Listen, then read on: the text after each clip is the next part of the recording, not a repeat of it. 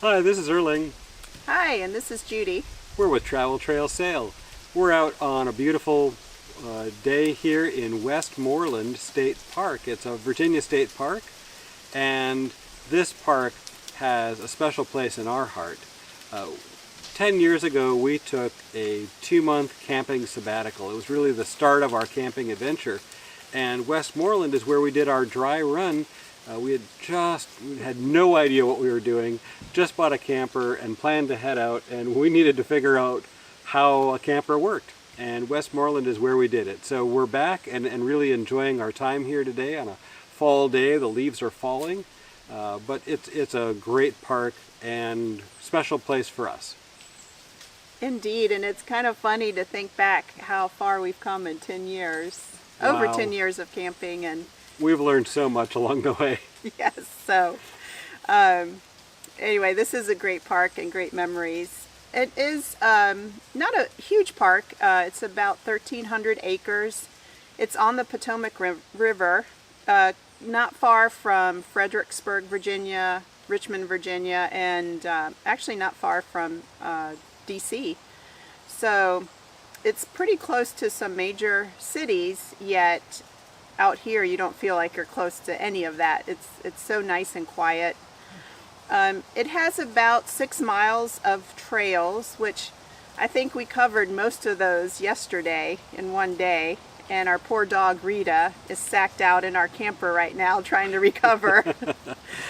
Those trails, the 6 miles of trails, is kind of an understatement, because on some of the trails you'll find there are places that are a little narrow and a little steep, and be prepared to climb some steps. Indeed.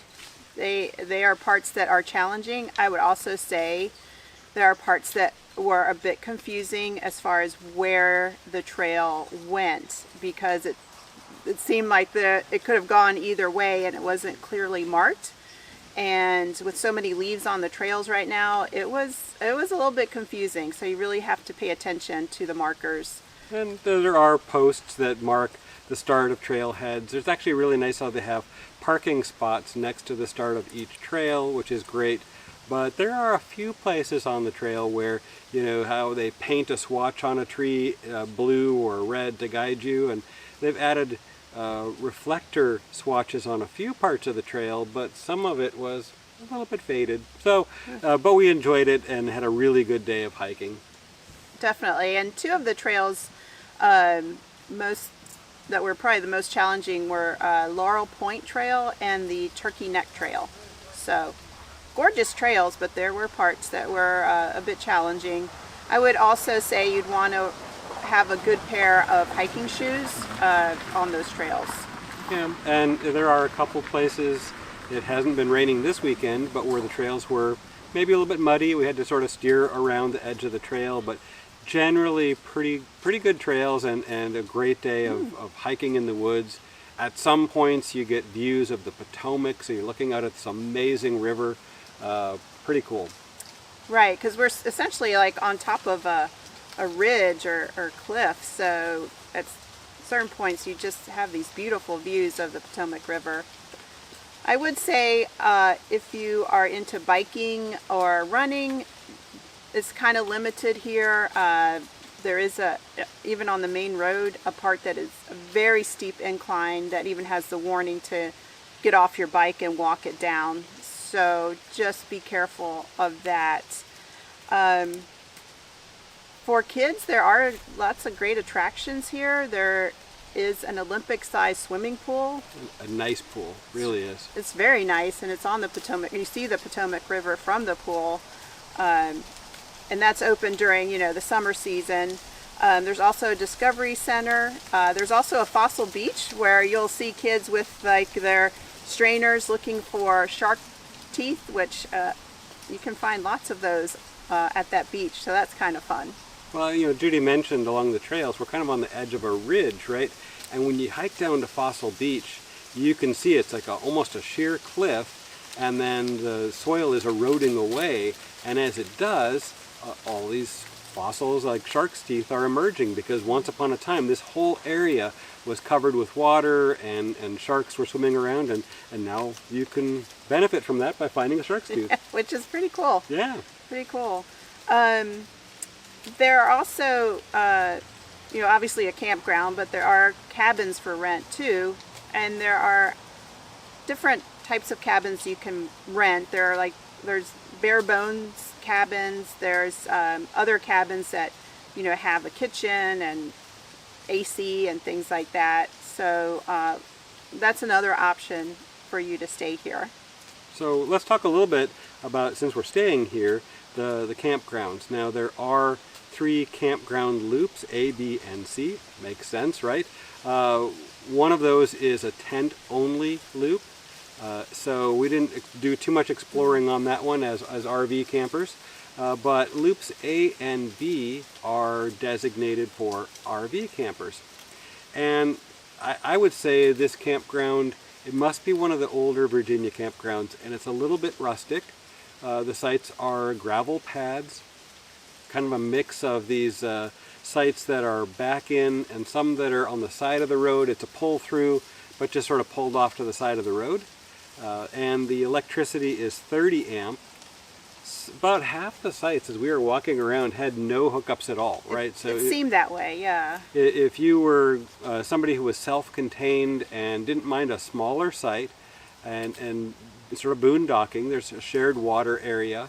Bath houses are clean, not brand new by any means, but clean and well maintained.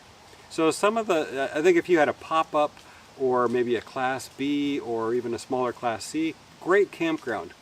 If you're coming in a really large Class A or a fifth wheel, the number of sites available to you is going to be pretty limited. So just, again, you can go online and see pictures. We'll include some pictures here coming up in this video of some of the sites that we saw and kind of just give you a basic idea of it.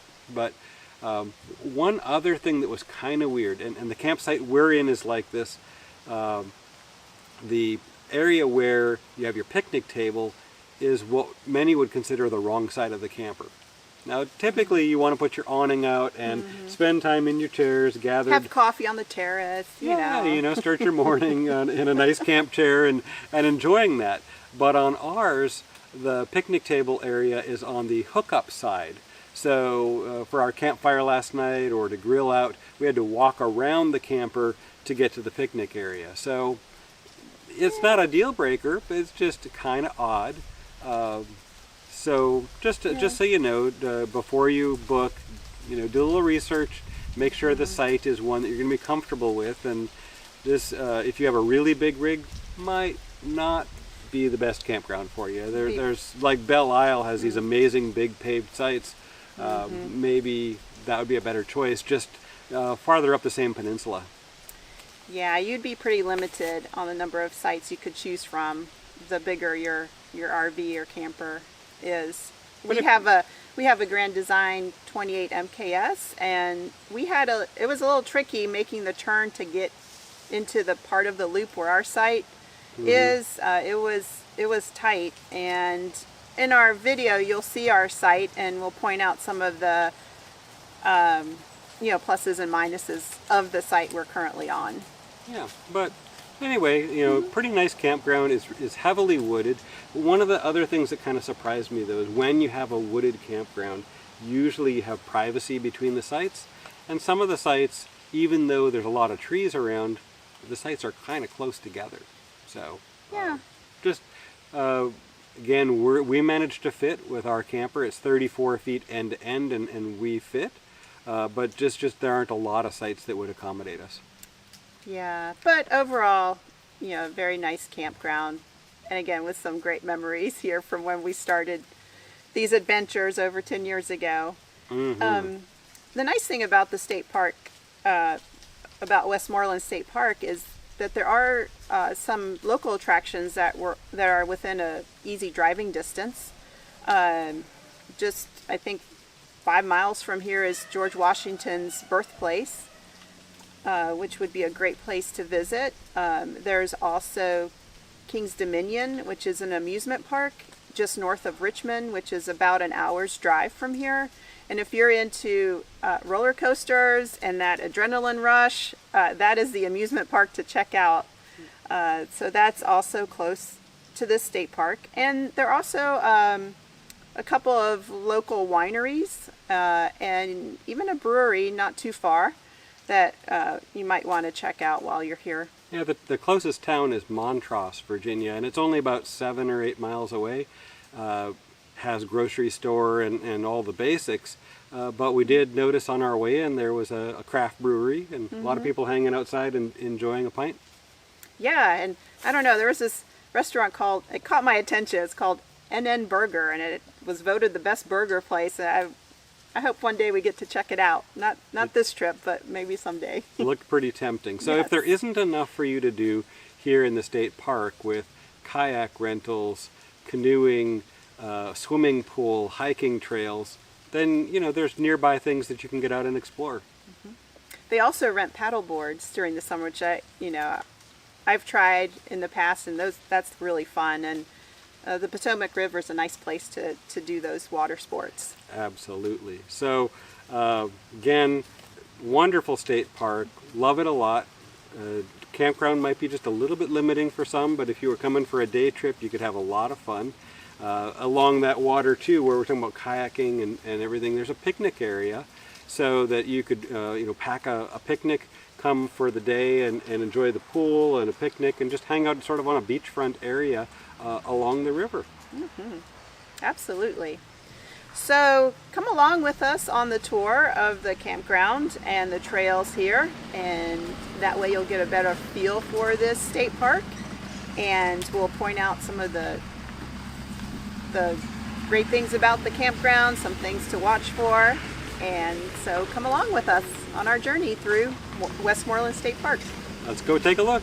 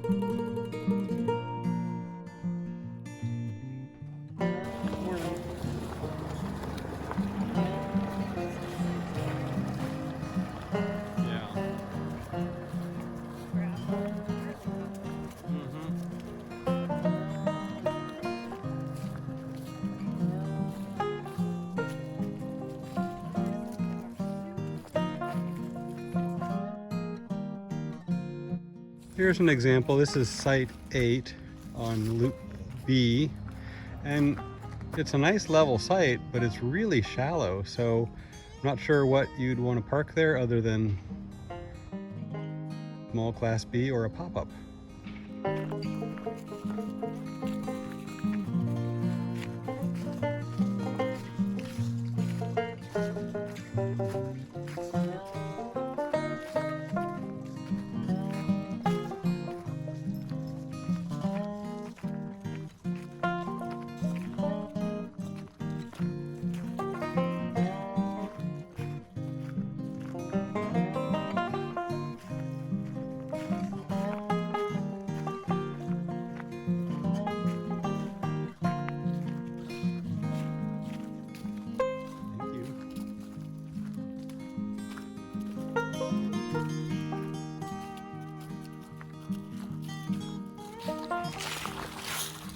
Got a bathhouse. It's clean and updated, but you know, a little older, but in good shape.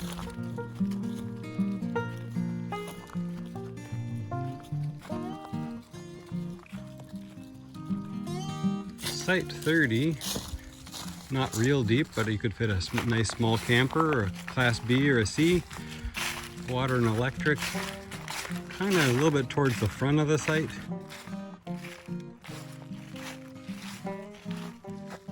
Just want to point out one thing about these power pedestals though.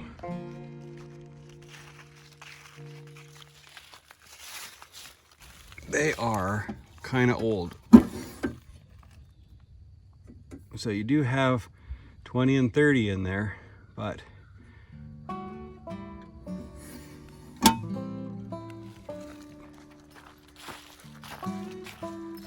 could fit probably 3 cars or trucks there. A little walkway.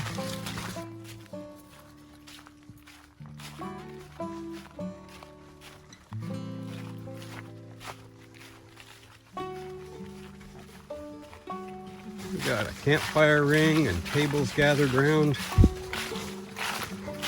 Big cooking grill in the back.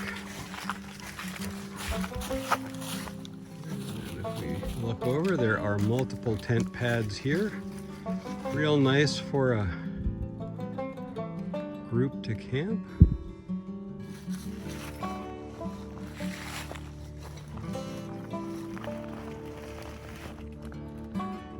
There you go, the group camping site. Okay, I'm just gonna say our campsite in this campground is kind of weird because they said it was a 67-foot back-end site, but it's more like a pull-through and it's right on the road. So as people are driving by, the road is literally right by our camper, and the pad with the picnic table and everything is around back. So normally here where you have your awning out is where you'd have your picnic table and all the amenities, and instead come around and you'll see that ours is tucked in behind the campsite. So when we wanted to grill last night and have a campfire and everything, we just had to walk around the camper. It's a nice picnic table and firing and everything. It's just on the wrong side of the site.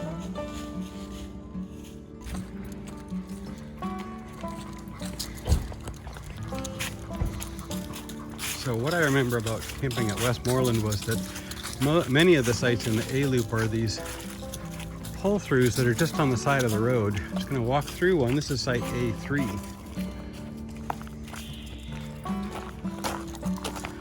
So your picnic table and fire ring are here on the side. Fairly level, a little bit high on the front side. Hookups halfway up the site.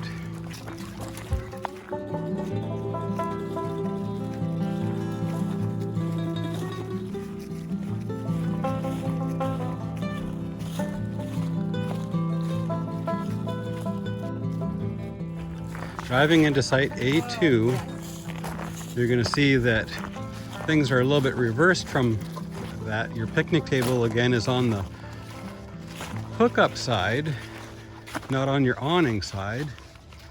And your hookups, just gonna slowly pan over there, are kind of hidden in the woods towards the back of the site.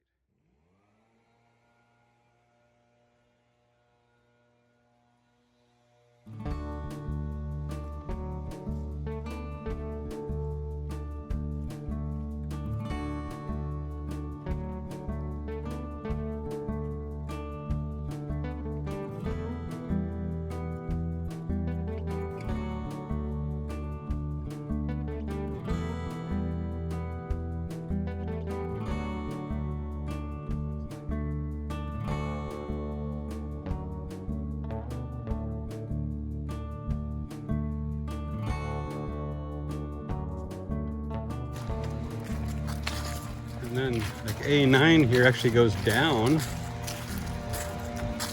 So you better have a smaller camper or be prepared to level.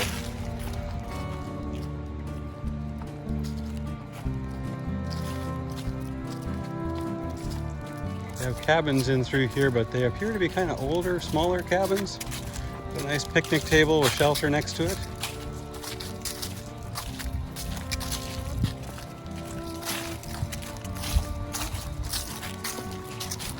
Centrally located bathhouse.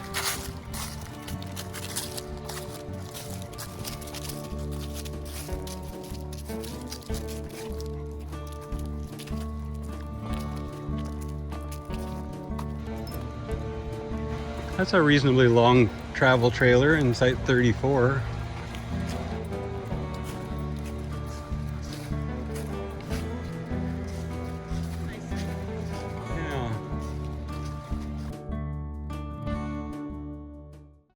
Thanks for joining us on our tour of Westmoreland State Park. We hope you found it helpful and interesting. You can always find more information on our website, traveltrailsail.com. And if you like this video, please subscribe to our YouTube channel. We really do appreciate it.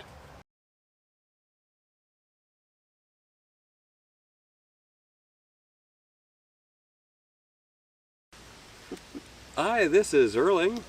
Hi, and this is Judy. And we are with Travel Trail Sail. We're hanging out today in a beautiful Virginia State Park, Westmoreland State Park. And it is a nice park.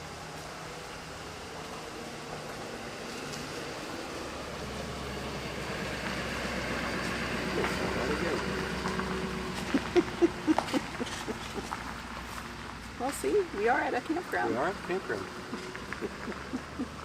All right, I'm going to start. Okay. Hi, this is Earl. Okay. Thanks for joining us on our tour of Westmoreland State Park. It's a beautiful Virginia State Park. Hopefully this was helpful and you found it interesting. If you're looking for more details, you can always check us out on traveltrailsail.com. And if you like this video, please subscribe to our YouTube channel.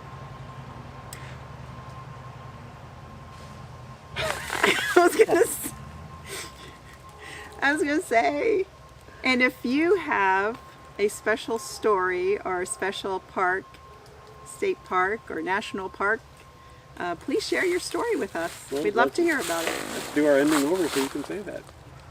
Okay.